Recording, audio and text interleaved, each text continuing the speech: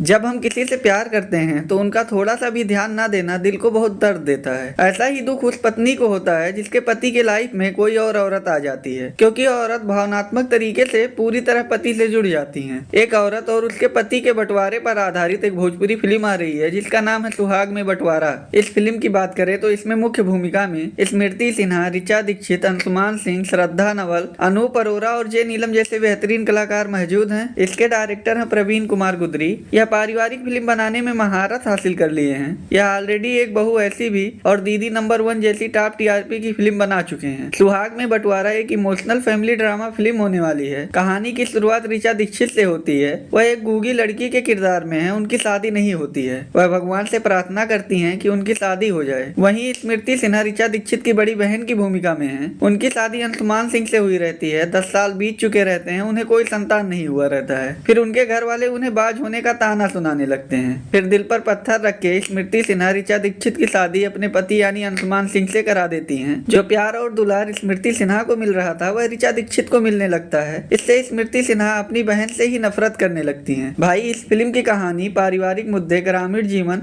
और उनमें होने वाले विवादों पर आधारित है। इसमें यूपी बिहार का कल्चर पूरी तरह दिखता है। इस कहानी को सुरेंद्र मिश्रा जी ने लिखा है। छोटा छोटा मतभेद बड़े झगड़े का कारण कैसे बन जाता है, इस बात को बहुत अच्छे से कहानी में दिखाए हैं। हालांकि वर्तमान समय के हिसाब से देखें तो इसकी कहानी पुरानी आउटडेटेड टाइप की है। कहानी को नए तरीके से ढालने की जरूरत है। इसमें स्मृति सिन्हा की एक्टिंग बेहतरीन है। उन्हें डायरेक्टर साहब निगेटिव तरीके से प्रेजेंट किए हैं, लेकिन उनका दूसरे पहलू से देखोगे तो वह भी अपनी जगह पर सही रहती हैं। मुझे भाई ऋचा दीक्षित की एक्टिंग परफेक्ट लगी। हम उनसे बहुत इजीली कनेक्ट हो जाते हैं। उनके दुखों का हम अनुभव करने लगते हैं। अंशुमान सिंह भी पति की भूमिका को बहुत अच्छे से प्ले किए हैं। डायरेक्टर साहब ने फिल्म के कहानी को बहुत समझदारी से प्ले किया है। फिल्म में पुराने समय के पारिवारिक ताने बाने को अच्छे से दिखाया गया है। हालांकि फिल्म की कहानी सिंपल तरीके से दिखाए हैं। इसमें आगे क्या होने वाला है दर्शकों को पहले ही समझ में आ जाएगा। इसकी सिनेमेटोग्राफी थोड़ी कम प्रभावशाली लग रही है। फिल्म के गाने भी ठीक ठाक हैं, हालांकि और अच्छे गाने यूज किए जा सकते थे। ओवरऑल देखें तो यह फिल्म पारिवारिक रिश्ते, सामाजिक दबाव और व्यक्तिगत संघर्षों पर प्रकाश डालती है। हालांकि कुछ स्थानों पर फिल्म की गति धीमी हो जाती है, लेकिन कहानी के प्रभाव और अभिनय के कारण यह फिल्म देखने योग्य बन जाती है। ट्रेलर आप लोग देख लिए हो तो कमेंट में बताओ कैसा लगा। जाते जाते मेरे वीडियो को लाइक और चैनल को सब्सक्राइब करना मत भूलिए।